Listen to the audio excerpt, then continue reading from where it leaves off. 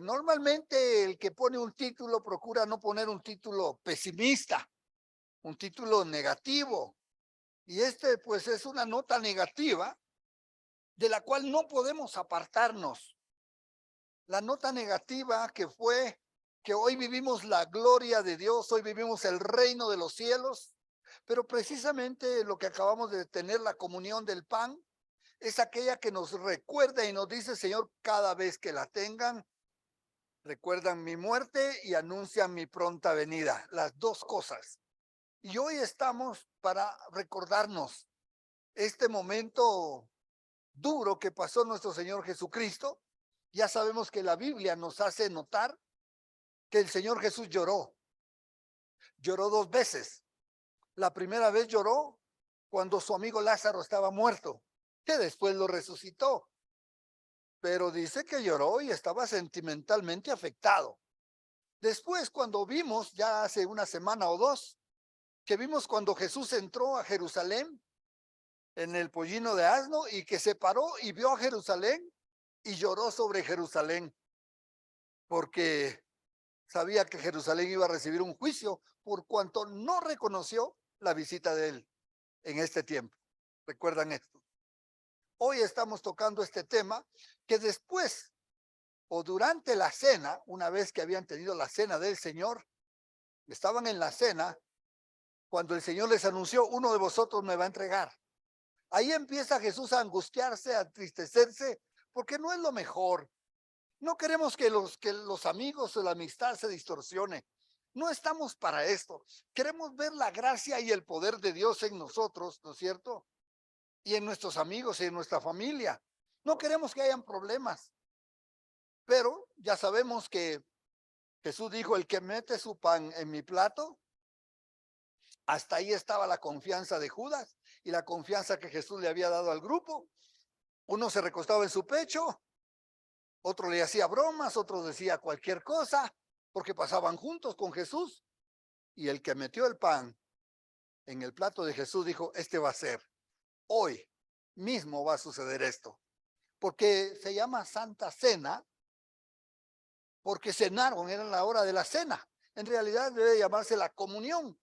Pero como era la hora de la cena, porque ya era tarde, cuando empezaron a cenar, usted sabe que el día siguiente empezaba desde la tarde de ese día, es decir, esa noche ya era parte del día siguiente, según sabemos que se contaban los días en aquella época. Entonces él dijo, uno de vosotros me va a entregar, ¿sí? Y también cuando Pedro dijo, Señor, si es cierto que te quieren venir a arrestar, yo voy a luchar por ti, aún mi vida daré por ti. ¿Qué le dijo el Señor? Pedro, hoy mismo, porque era esa misma noche que acababa de empezar, hoy mismo me negarás 3 veces antes que el gallo cante dos. Me vas a negar 3 veces. Tremendo, ¿no? Y entonces ahí está por un lado la traición de Judas y por otro lado la negación de Pedro, que iba a ser duro para Jesús. Y por supuesto no solamente Pedro dijo que le iba a seguir, sino que también los otros discípulos, pero es Pedro el que en la mayoría de los evangelios aparece y en una de ellas dice, y también los otros discípulos dijeron lo mismo, que no le dejarían. Entonces nosotros sabemos que a la hora del arresto, a la hora de la verdad, ellos salieron y se fueron y dejaron solo al Señor, ¿sí? Con sus captores. Aquella misma noche, Jesús fue detenido, fue llevado a donde estaba el sacerdote y después fue llevado a donde estaba el sumo sacerdote y él fue llevado a donde estaba el otro sacerdote que era Anás y Caifás, uno era suegro y el otro era yerno. Así es que le llevaron a los dos lados y en esos lugares fue que Pedro intentó ver si podía cumplir algo de lo que había dicho. Y fue con Juan y entraron al lugar donde estaba Jesús detenido. Pero inmediatamente le dicen, ¿acaso tú no eres uno de ellos? Y lo primero que Pedro dice, para salvar el pellejo según él, no, yo no soy. Y negó. Y después dijeron, sí, tú eres. Y él hasta maldijo, yo no conozco a este. Y maldijo. Tremendo, ¿no?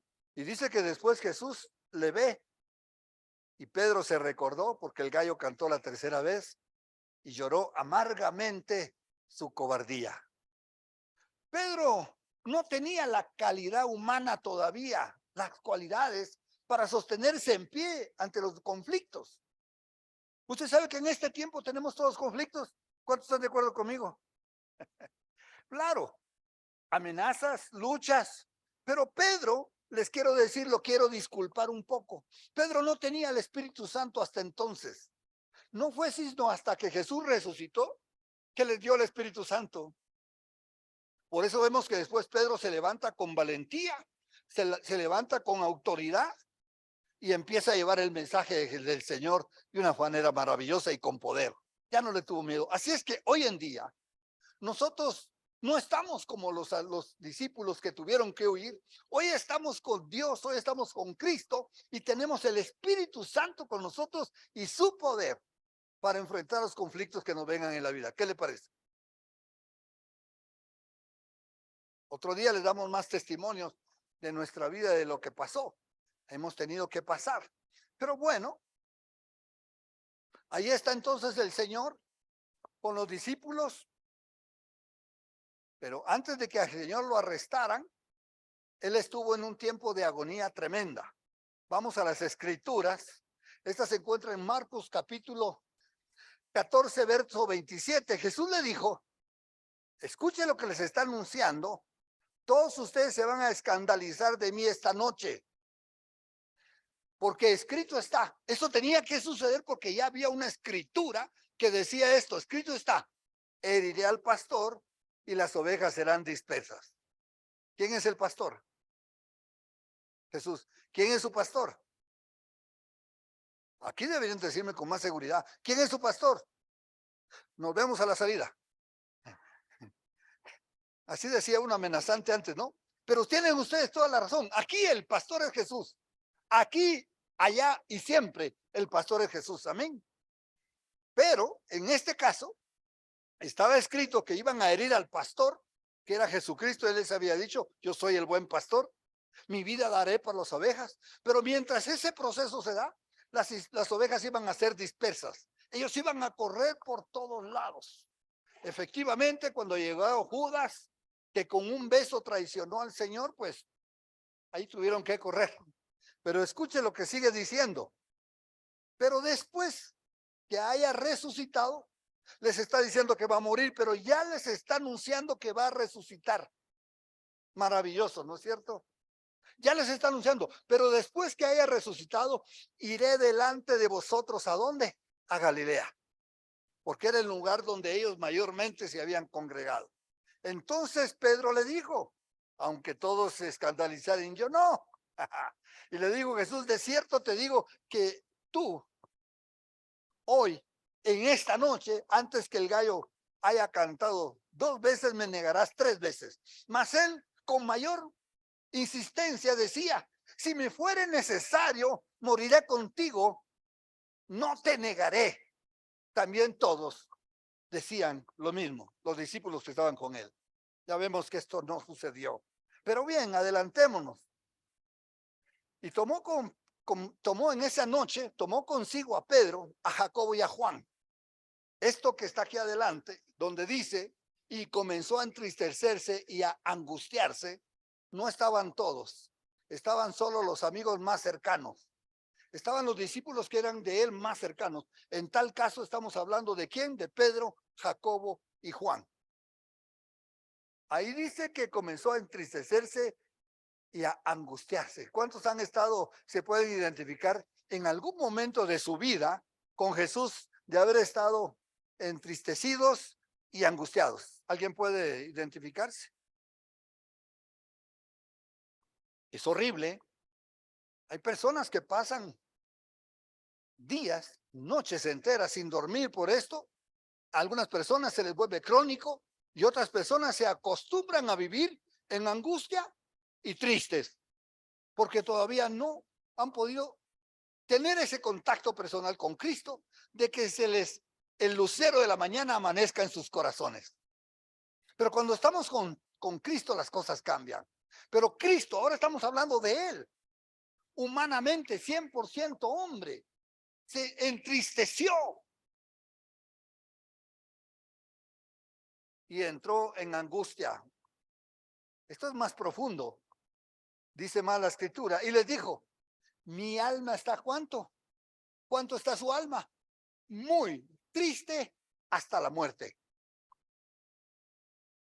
No es como cuando decimos, ¿qué tal comiste? Mucho, me muero. No, no es un dicho. Él está diciendo que su alma, no está hablando de su cuerpo, aparte del dolor que va a recibir, él está hablando del dolor del alma. A veces estamos con el cuerpo sin dolor, pero en el alma tenemos hecho pedazos, tenemos el corazón partido, tenemos la angustia, tenemos una tristeza profunda, al punto que él dijo, esto me va a durar hasta la muerte. Voy a tener que correr con esto hasta la muerte. Sabiendo esto, Jesús sabía que se tenía que enfocar correctamente. Y les dijo, quedaos aquí y velad. Quédense aquí y velen. Lo que hoy es la recomendación más grande para nosotros es que no sabemos el día ni la hora en que Cristo regresará, pero nos dice, oremos y velemos para que cuando Él venga nos encuentre así, listos. Amén. Bueno, sigue diciendo la escritura. Y decía, Abba Padre. Abba quiere decir papito. Es la manera más cariñosa con la que alguien podía referirse, por eso no está traducido, lo mantienen en el hebreo, ese Abba es papito. Él le está diciendo papá, papito. De alguna manera, como cuando usted se acercaba a papá y quería su misericordia, usted llegaba con su mejor cara triste. Tal vez era cierto que estaba triste. Algunos saben ponerla. Pero aquí está diciendo que él estaba triste hasta la muerte y dice, oh, Abba Padre, todas las cosas te son posibles para ti. ¿Cuántos creen que todo es posible para ti? Para el Señor. Aparta de mí esta copa, mas no lo que yo quiero, sino lo que tú. Me encanta el cierre de la oración de Jesús. Está pidiendo un gran favor, algo increíble, pero así la humildad de él y la actitud de sumisión a Dios y al Padre, que le dice, pero no lo que yo quiero, sino lo que tú. ¿Cuántos aprendemos de esta oración? No a mi manera, Señor, sino como tú. No lo que a mí me conviene, sino lo que tú quieras. Esto es algo que vamos a tener que seguir aprendiendo y orar siempre, hermano. Porque nos vamos a enfrentar muchas veces a que nuestros deseos quieren imponerse a los de Dios o a la voluntad de Dios. No se haga mi voluntad, sino la tuya, está diciendo. ¿No es cierto? Aparta de mí esta copa es, no quisiera pasar por lo que ya sé que voy a pasar. Porque Jesús ya sabía todo lo que le venía. Y la pregunta es, ¿cómo lo sabía Jesús? ¿Porque era el Hijo de Dios? No, Jesús era 100% hombre. Jesús sabía lo que de él se decía porque ya estaba escrito en los salmos, en las profecías, que el Mesías, que él era el Cristo, tenía que padecer mucho y aún morir de la manera que iba a morir. Así es que Jesús ya sabía, yo les pongo ahí en el boletín, lean el Salmo 22 cuando puedan en casa. Ahí está descrito lo que él iba a sentir, lo que le iba a pasar estando en la cruz. Tremendo, ¿no? Así es que oración más grande que esta no hay. Pero Jesús, ¿qué dijo? No yo, Señor, sino tú. No mi voluntad, sino la tuya. ¿Y por qué el Señor continuó? Si dice, yo sé que tienes poder, para ti no hay nada imposible. Pero no todo lo que es posible para Dios, Dios lo hace. Porque hay veces que Él necesita que ocurran las cosas, porque Él sabe qué áreas de nuestra vida necesita trabajar. En tal caso, Dios lo que quería era salvar al mundo. No podía que el plan de salvación se truncara y Él dijera, bueno, sí, mi hijo me lo pide, qué pena por el mundo, pero yo me llevo a mi hijo. ¿Pudo haber dicho así Dios? Por supuesto que sí era su hijo. Él sabía más que Jesús, porque Él estaba en el cielo y en su gloria. Conoce todas las cosas. Sabía lo que le venía al hijo. Sin embargo, sabemos que por salvarnos a nosotros, porque de tal manera nos amó, que dio a su hijo, y le dijo, continúa. Aleluya. Alabado sea el Señor. Gloria a su nombre. Estoy tomando una escritura de Lucas. Normalmente estoy en Marcos, pero ahorita estoy pasando a Lucas para ver que Lucas añade algo tan tremendo. Estando en agonía, oraba más intensamente. No está hablando del momento de la cruz, está hablando del momento de la oración. Es lo mismo que está diciendo Marcos, solo que ahí Lucas dice, ¿estando en qué? Agonía.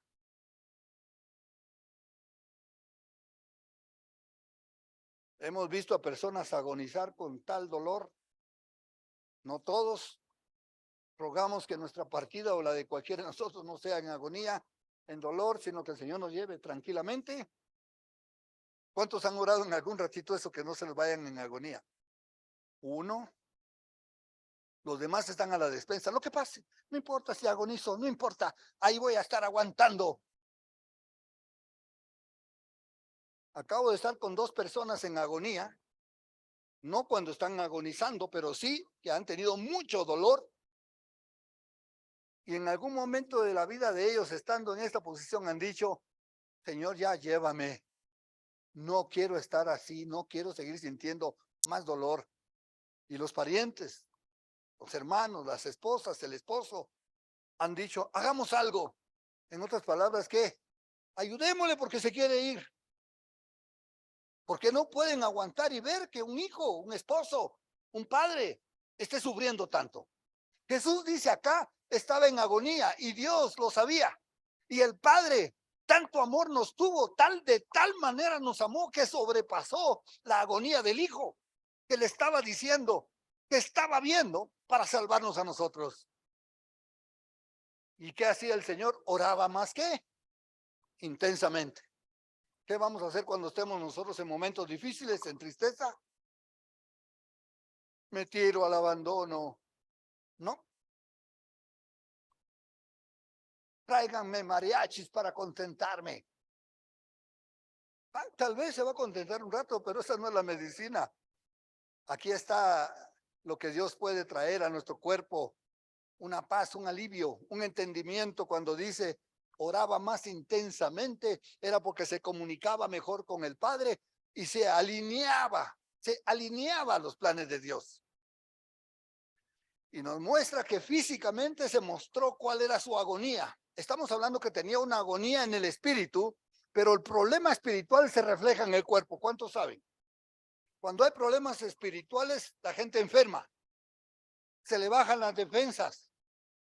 ¿Cuántos se han dado cuenta que le ha venido una gripe o se han enfermado más fácilmente cuando están en dificultades, cuando están débiles? Se les bajó las defensas. El sistema inmunológico se debilitó y entró la enfermedad. Y usted dice, pero me acaba de pasar una gripe, ¿por qué tengo otra? Porque piense lo que le acaba de pasar, cómo usted se dejó debilitar. Por eso es que tenemos que estar siempre en intensa oración. Pero dice que se manifestó físicamente porque el sudor de Jesús en aquel momento eran como como grandes gotas de sangre que caían hasta la tierra.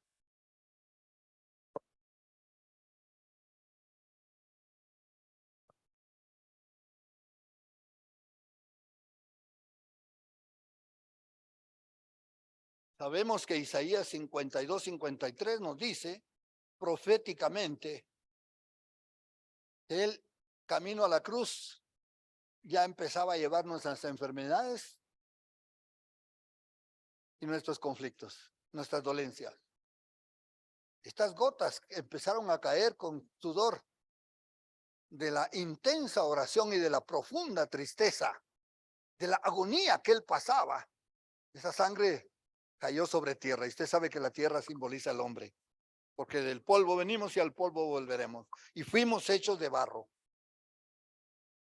Y esas gotas con sangre empezaron ya a caer de parte de Jesús. De ahí en adelante, toda gota de sangre que el Señor derramó, porque no es que solo derramó en la cruz, empezó desde ahí, después cuando le golpeaban, le dañaban, y antes de ir a la cruz todavía con la corona de espinas, Esas espinas también hicieron chorrear sangre de Jesús, más golpes, más los azotes, 40 azotes que recibió.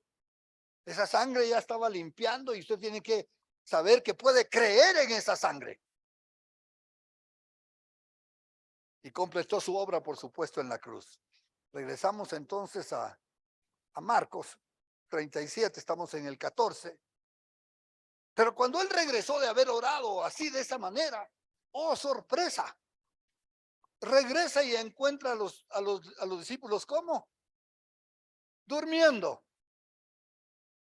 No estaban en capacidad. Ahora nosotros sí estamos en capacidad. No se haga el dormido. Menos duérmase. Porque nosotros tenemos el Espíritu Santo. Otra vez no estoy excusándoles a ellos. Simón le dijo a Pedro, ¿duermes? ¿No has podido velar una hora? Muchos teólogos y libros se han escrito de esta frase. Hay un libro que se llama La hora que cambia el mundo. Dice que si tan solamente los cristianos nos oráramos una hora al día, no dije al mes, una hora al día, si al menos oráramos una hora al día, que este no pudo orar, pero nosotros ahora sí podemos, es que, ¿qué voy a decir en una hora? Por supuesto, si usted entra a letanías, a rezos, va a ser, puede seguir rezando y puede seguir diciendo cosas, pero va a decir como lorito, que repite todo. Usted dice buenos días y el loro contesta afuera, buenos días. Dice, qué educado el loro. El educado es usted, el loro solo está repitiendo.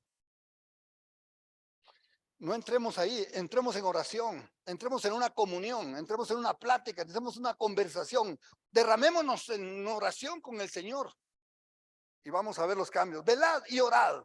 La recomendación de Jesús, ¿cuál es? Velad y orad, para que no entréis en tentación. Y nos dice por qué. El espíritu que tenemos hoy, el espíritu que nos es dado ya nuevo, el espíritu, la verdad, está dispuesto. ¿Cuántos saben que hemos tenido buenas intenciones? Yo sí, yo quiero, yo siento espiritualmente que ahora es el tiempo, ahora es el momento. Voy a leer la Biblia en un año. Eso a veces lo decimos en enero.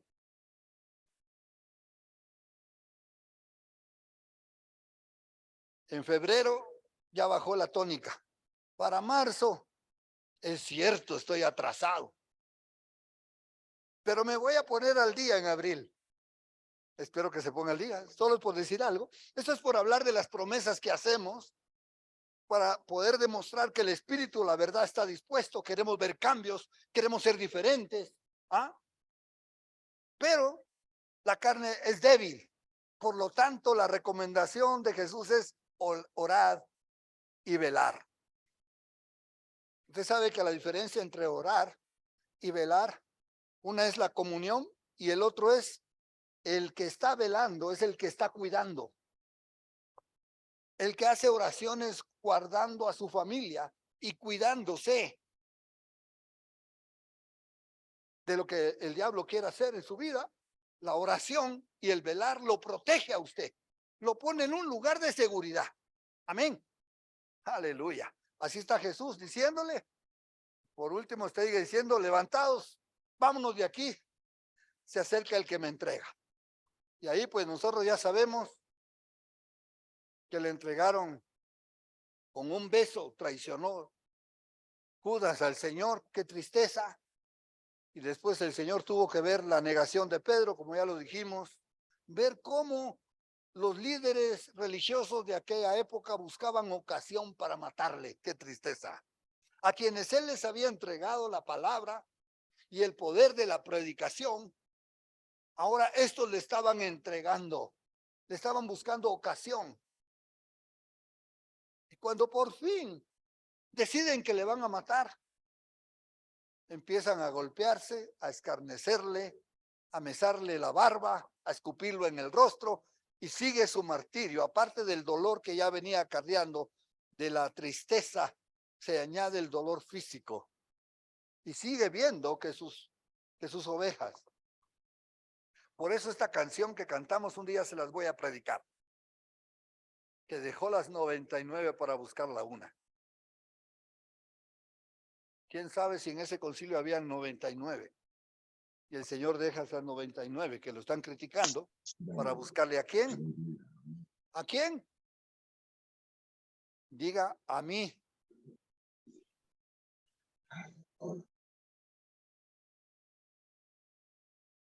Yo siento cuando el Señor me buscó. Fue maravilloso cuando Él me buscó. Yo no busqué al Señor. Pero Él sí conocía mi angustia, mis miedos, mis temores, mi deseo de estar bien, mi imposibilidad de estar bien. Él la conocía. Conociendo Él al hombre, aún así, sabiendo que yo era un pecador, me buscó. Y mis pecados perdonó. Aleluya. Ahora está ante Pilato. Ya dicen, llevémosle a Pilato. ¿Para qué le quieren llevar a Pilato? Habían leyes judías que ellos podían poner en práctica para Jesús, pero como la intención no era un castigo para Jesús, la intención ya era matar a Jesús. Y ellos, como eran una nación subyugada por Roma, bajo el dominio de Roma, Roma gobernaba. Ellos no tenían en la ley judía y en la ley en la que estaban bajo Roma el derecho a matar a nadie. Eso tenía que haber una ley de un rey, de un gobernante que estuviera en autoridad para esto. Entonces ellos tenían que llevar el caso a este gobernante, que en tal caso es Pilato, para que Pilato sea el que le sentencia a Jesús a muerte. Por supuesto ellos van a tener que argumentar, pero Pilato les dijo otra vez, ya les había dicho, ya se lo habían presentado. Y Pilato dijo, yo no encuentro nada malo en este hombre. ¿Por qué le quieren matar? ¿Qué pues queréis que haga? Del que llamáis rey de los judíos. Pilato no sabía que con esta frase les estaba hincando a los judíos. Cuando le dijo del que llamáis, no dijo yo le llamo. Ustedes le llaman rey de los judíos. ¿Qué quieren que haga con él? Porque no encuentro una razón para matarle. Y ellos volvieron, ya le habían dicho, queremos que muera, queremos que lo crucifiques, queremos que muera como el más vil pecador, como el peor de los hombres, que quede establecido que este es malo. Y ellos volvieron a dar voces en plural. Crucifícale, crucifícale, crucifícale. Y la multitud, ¿a dónde va Vicente? ¿A dónde va toda la gente? La multitud repite como loros, ahí sí, que le crucifiquen. ¿Y dónde están los que recibieron a Jesucristo camino a Jerusalén? Parece que no hay ninguno. Nadie. Todos gritaban, crucifícale, crucifícale. Así es que Pilato se sentía en estrecho. Hubo un rato que Pilato le mandó para Herodes. Herodes era el gobernante de una región más grande, que normalmente estaba en Galilea. Así es que se lo mandan, pero en ese día, en ese tiempo, por las fiestas, porque se celebraba la Pascua, todos sabemos, Herodes estaba ahí cerca, en otro palacio cerca. Así es que le mandaron. Dicen que en ese día, tanto Pilato como Herodes estaban enemistados. Así es que Pilato, por congraciarse con Herodes, para mejorar su amistad, mándenlo con Herodes, para lavarse las manos una vez más. Mándenle con Herodes. Herodes lo vio, lo quería conocer. ¿Acaso no sabes que tengo autoridad para soltarte? Y Jesús solo esto le contestó: ninguna autoridad tuviere si no viniera de arriba. Entonces lo mandaron vestido de púrpura y lo devolvieron a Pilato. Pilato otra vez tiene que tomar decisiones, tiene que enfrentar. Vuelve a decir Pilato, pues qué mal ha hecho. Pilato no encontraba cuál es el mal, yo no entiendo. ¿Cómo así voy a dar una sentencia de muerte a alguien sin entender cuál es el mal? Son cosas de los judíos. Si son cosas de los judíos, por lo menos debe de brotarse que es algo malo. Está bien que tengan sus leyes los judíos, pero toda ley tiene una razón de ser. Explíquenme por qué lo vamos a matar. Pero ellos gritaban una vez más. No querían dar razones, porque no las tenían, sabían que no era de profundidad. Más adelante dan algunas razones y van a ver. Y vuelven a decir, crucifícale, crucifícale, crucifícale. Esto era el propósito de ellos, matar al Señor. Y Pilato, queriendo satisfacer al pueblo, porque ya no encontró cómo, va a satisfacer al pueblo, le soltó a Barrabás. ¿A quién quiere que le suelte, a Jesús o a Barrabás? A Barrabás suéltanos. ¿Qué hago con este? Crucifícale. Le soltó a un malhechor, a uno que estaba acusado de crimen, que sí había una ley que permitía crucificar a las tales personas. Pero dijo Pilato, tal vez si les muestro a este, que es un delito típico de alguien que debe de ser muerto de esta manera, crucificado, tal vez sueltan a Jesús, pero ellos no. Le soltó entonces a Barrabás y entregó a Jesús después de azotarle. Ahí vienen los azotes de Jesús. Acostumbraban darles 40 latigazos menos uno. No sé por qué no decían 39. 40 latigazos eran los que le daban. La forma en que azotaban a Jesús, que le flagelaban, era con un látigo que tenía 3 puntas y en las puntas amarradas piedras cortantes en cada punta. De tal manera que cuando daban el golpe, las piedras de las puntas que vienen a ser el famoso golpe de látigo, de fuetazo o chicotazo, golpean con mayor fuerza al final y al regresar le desgarran. Jesús sangró. Jesús fue altamente dañado. Él ya estaba súper agotado. Usted sabe que no había dormido, que mientras los discípulos sí se durmieron, él estaba orando, y que mientras todavía estaba oscuro llegaron a prenderle, no había dormido, y todo el tiempo le estuvieron dañando, golpeando y todo. Y después le azotaron para que fuese crucificado. Ya se los iban a dar, ya golpeado. Era la hora tercera cuando le crucificaron y el título escrito de su causa era el Rey de los Judíos. La hora tercera cuando le crucificaron. Madrugaron para buscar a Pilato. La hora tercera, ustedes saben que es las 9 de la mañana, porque ellos cuentan solo las mañanas. Hora tercera, 9, hora sexta, 12, hasta la hora 20, hasta la hora 12, se cumplía completamente el día de la tarde, la mañana. Así es que era la hora novena, la hora tercera, cuando le crucificaron. A las 9 de la mañana le crucificaron al Señor. Pero pusieron un título, el Rey de los Judíos. Los otros se molestan y dicen, ¿por qué pusiste Rey de los Judíos? Pon. No, le dijo, esto puse y se acabó. Pero aunque sea pon, él dice ser el Rey de los Judíos. ¿Qué les contestó Pilato? ¿Usted lo sabe? Lo que está escrito, escrito está. Y lo dejó así.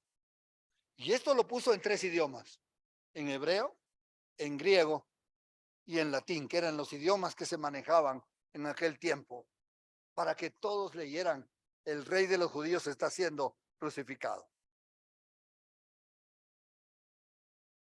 Todos sabemos que camino a la cruz, obviamente Jesús estaba tan agotado que se cayó varias veces y en una de esas veces le pusieron a un hombre que le ayudara a cargar la cruz. Y por supuesto que uno de los momentos más críticos de una crucifixión está en el momento en que lo clavan. Segundo, el momento en que lo levantan. Pero el momento de clavarle, ellos tenían que asegurarle los brazos y las piernas con lazos. Porque una persona que está sufriendo dolor puede tener mucha fuerza, puede jalar y no dejarse crucificar. Y tener las 10 personas encima. Entonces, para evitarse eso, los amarran. De tal manera que después solo sostienen las manos y los enclavan. No sé cuántos de ustedes conocen los clavos que se ponen en los rieles del ferrocarril. ¿Cuántos? Les aconsejo un viajecito para Ibarra y agarran el tren que va a San Lorenzo o por ahí, bonito. Y bájense a ver los rieles. Son unos clavos de este porte. Parecen más cinceles que clavos. Pero en aquel tiempo, para asegurarse que un crucificado no se vaya a salir, les ponían unos clavos grandes. Así. Y de esta manera hincaron a nuestro Señor Jesucristo de manos y de pies. Y después de esto, el subirle, el pararle, es uno de los golpes más fuertes que recibe alguien, porque el momento en que se le va a parar no es con un ascensor que tiene amortiguadores, que cuando usted baja en un ascensor, oiga, si usted bajara en un ascensor sin amortiguadores, le aseguro que se muere dependiendo del piso al que se suba. Pero todos los ascensores tienen amortiguadores. A veces son sistemas de aire, comprimido, eléctricos, que hace que cuando el ascensor viene, hay unos tan buenos ascensores que cuando bajan, usted no se da cuenta cómo pararon. Tuvimos con nuestra familia la bendición de estar en las Torres Gemelas. Es tremendo. No hay un solo ascensor que te lleva hasta el final.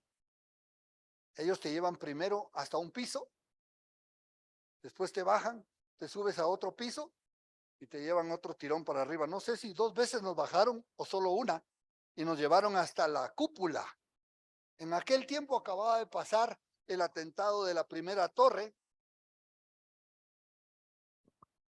y en esa estaba ocupada, esa no la podíamos usar y nosotros la veíamos desde la torre en que estábamos, veíamos la otra torre desde arriba. Salimos hasta la afuera para ver Nueva York para abajo.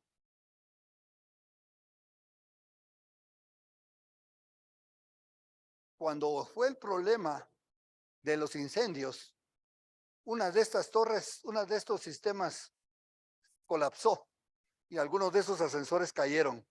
No hasta abajo, no era necesario. A donde cayeran, la gente moría.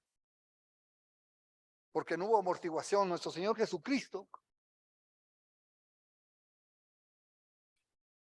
su amortiguación fueron sus propias manos. Fue su cuerpo el que cayó y el que jaló. Y el dolor de haber sido intenso. Bueno, esa cruz era tremenda.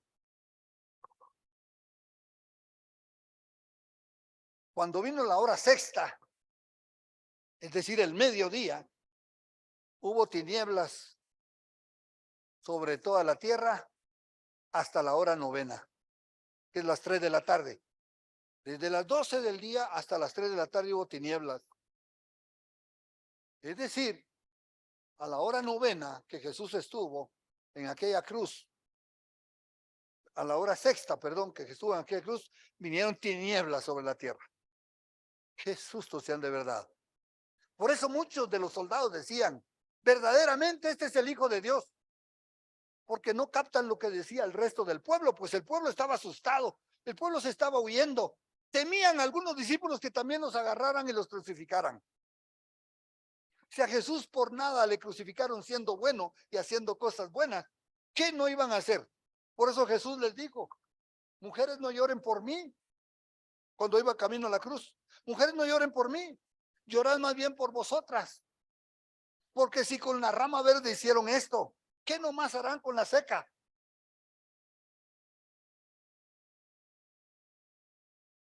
Tres horas de tinieblas sobre la tierra, pero dice la escritura, y a la hora novena, es decir, 3 de la tarde, Jesús clamó a gran voz diciendo, Eloí, Eloí, lama sabactani, que traducido es, Dios mío, ¿por qué me has desamparado?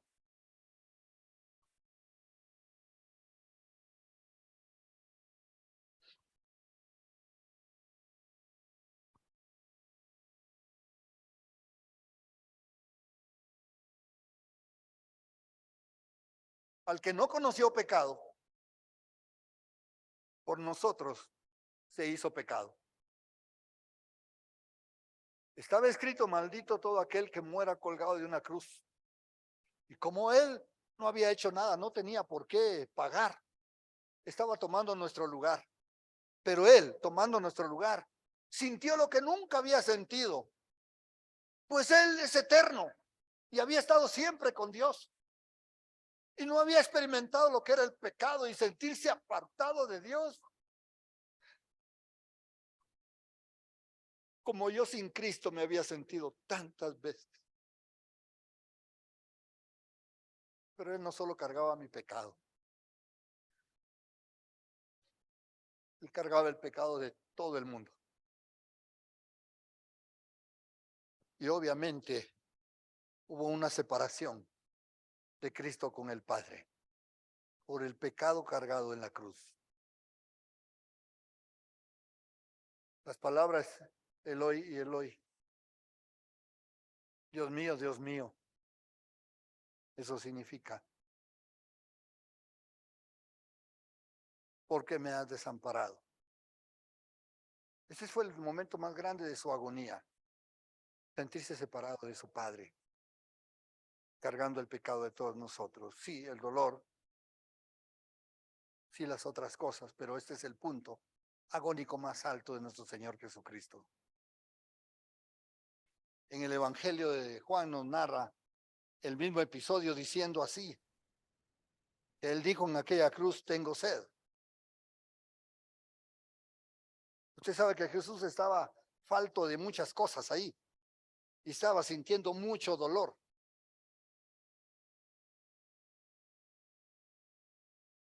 Lo que más sentía era un dolor físico. Y la pregunta siempre ha sido ¿por qué pidió que tenía sed? Y yo le digo, haber tenido mucha sed física. Sin duda alguna, él había soltado todos los líquidos de su cuerpo. Pero la gente que está en agonía, para ser aliviado, busca que se le quite el dolor, no que le den un vaso de agua. Sin embargo, él tenía todo el derecho de pedir el agua. Pero Jesús nunca dijo algo para ser él mismo aliviado. Él dijo, tengo sed, porque antes había dicho, el que tenga sed, venga a mí. El que tenga sed, venga a mí, y yo le daré del agua que salte para vida eterna. Pero ahora él estaba siendo hecho pecado. Y él sabía lo que era experimentar la necesidad de palabra de Dios. Él dijo, tengo sed, pero se refería a sed y hambre de justicia, como dijo en otras escrituras. Cuando Jesús hubo tomado el vinagre, porque no le dieron agua, dijo, consumado es. Consumado es quiere decir, hasta aquí llegó. Hasta aquí llegué, solo la muerte me espera. Consumado es también quiere decir, se logró la salvación del hombre. Mi objetivo lo logré, se consumó, se hizo realidad, se completó el círculo, el cuadro completo, no quedó nada afuera para que dijesen este no era el Cristo. Se completó la salvación del hombre y ahora a partir de ese momento el hombre podía descargar su pecado a través de la fe en Jesucristo, porque el Señor estaba llevando el pecado de todos nosotros. Consumado es. Y habiendo inclinado la cabeza, entregó el Espíritu.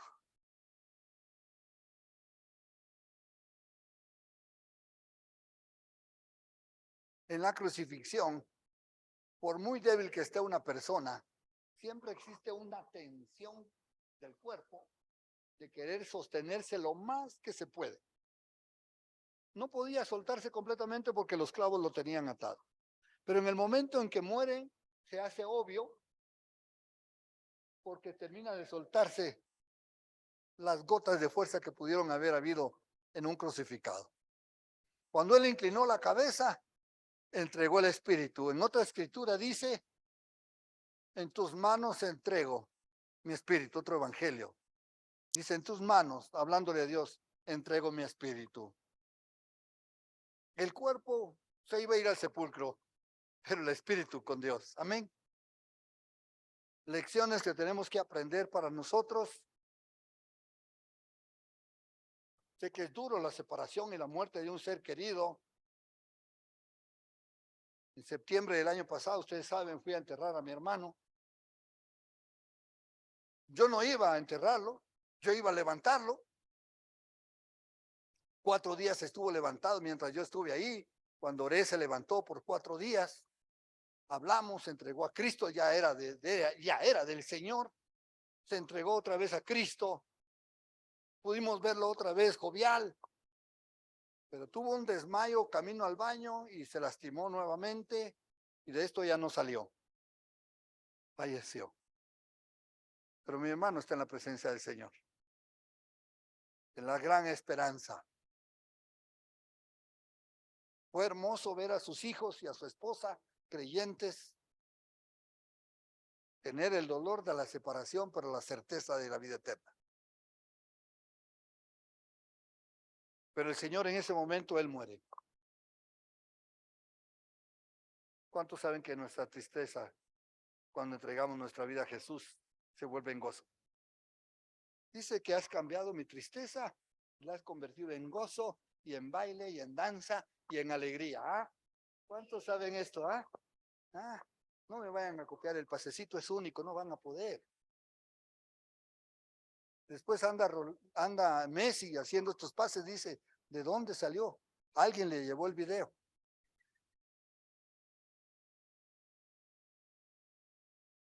Pero lo hizo, lo logró. Alabado sea el nombre de nuestro Señor Jesucristo. A Él sea la gloria por los siglos de los siglos. Amén. El Salmo 30:11 dice, tú cambiaste mi duelo en alegría, en alegre danza. Tal vez hay danzas funerarias, pero esta no es una danza funeraria. Se está quitando mi duelo para moverlo a alegría. Me quitaste la ropa de luto.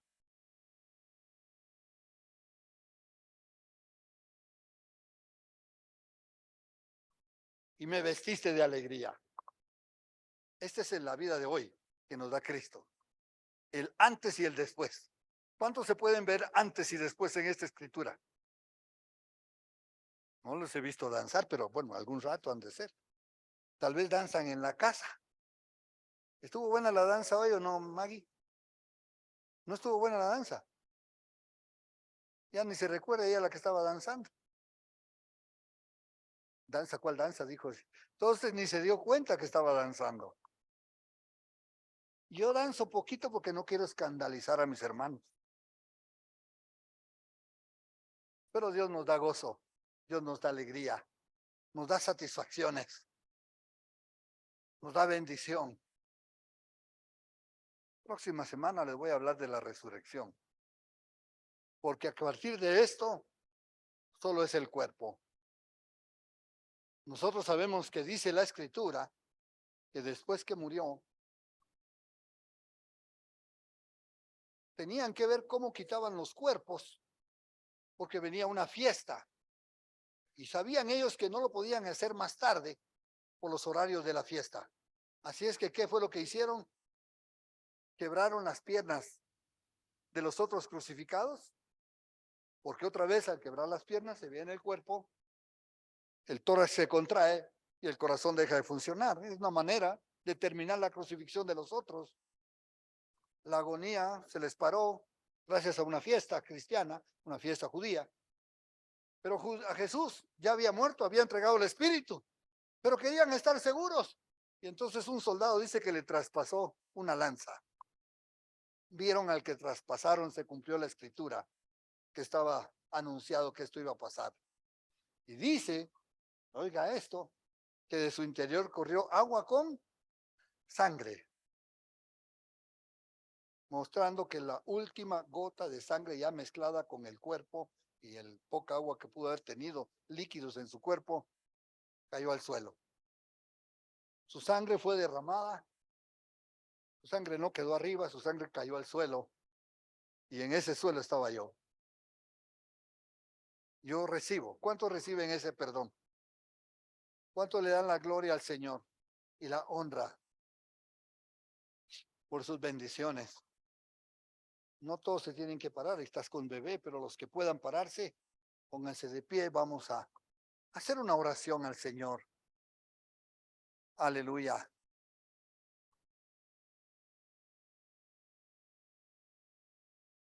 No sé lo que estés pasando. Lamentaría mucho que estés en duelo. Nos dolemos contigo si estás en aflicción. En nada nos gozamos si estás pasando situaciones económicas, depresiones, algún conflicto, algún desgarre emocional, algún problema físico, algún problema emocional, espiritual. Pero hoy todavía el Señor sana, salva. Hoy es el día en que en la conciencia nuestra de lo que Jesús hizo acá, si algo viene a alumbrar nuestra conciencia, que sea, gracias Señor. Gracias Señor porque cambiaste mi lamento en baile y me has llenado de alegría, de gozo, de festejo. Gracias Señor porque no debo de por qué. Sabiendo que me redimiste, que me rescataste, que ya el infierno no es mi lugar, sino que la vida eterna contigo me espera. Máxime, Señor, si yo sé que esta vida eterna la tengo contigo, la recibo hoy en el nombre de Jesús. Entrego mi vida una vez más a Cristo. Le digo, sí, Señor, mi vida es tuya. Perdóname como lo hicimos hoy en la comunión por cualquier pecado. He comido tu cuerpo y creo, Señor, que al compartir también el jugo, recuerdo cómo tu sangre me limpió de todo pecado y hoy me hace estar delante de ti para honrarte, para bendecirte, para recibirte en mi corazón en el nombre de Jesús. Te recibo, Señor. Doy mi vida. Yo te bendigo hoy en el nombre de Jesús. Pido que la gracia de nuestro Señor Jesucristo esté contigo. Pido que el poder de esa sangre derramada en la cruz nos limpie a todos de todo pecado. Y nuevamente, o si es por primera vez hoy, arranco una vida para honra y gloria de nuestro Señor Jesucristo. Gracias, Padre, por tu eterno mensaje de amor y de salvación. Lo recibo en el nombre de Jesús. Amén.